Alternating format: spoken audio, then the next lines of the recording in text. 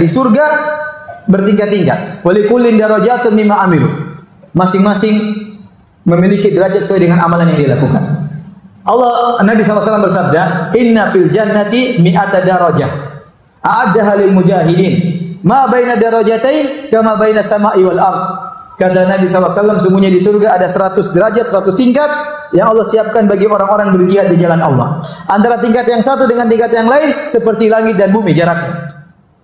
Itu khusus buat orang-orang yang berjihad di jalan Allah. Kata Ibnu Hajar rahimahullah dalam Fathul Bari, demikian juga berlaku bagi amal-amal soleh yang lainnya. Sebagaimana jihad, Allah siapkan 100 derajat, salat pun demikian, puasa pun demikian, sedekah pun demikian. Ya, sehingga surga itu berderajat-derajat.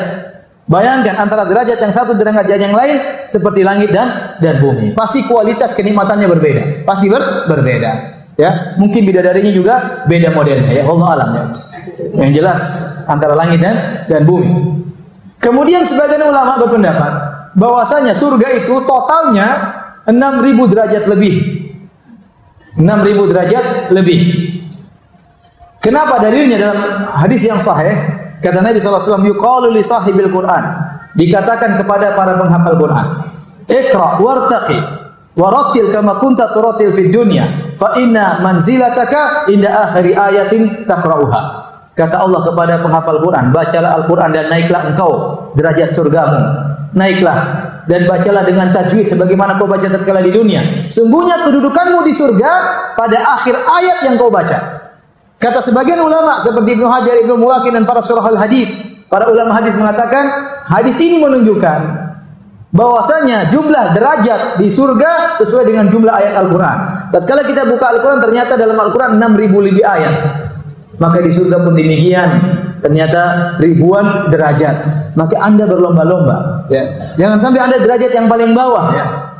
Berusaha pada derajat yang apa? Yang tinggi. Kita hidup cuma sekali, bukan 2 kali. Kita tidak seperti agama lain ada reinkarnasi hidup kembali. Tidak ada, hidup cuma sekali. Antum jangan spekulasi. Kehidupan antum yang sedikit ini menentukan nasib antum di akhirat kelak.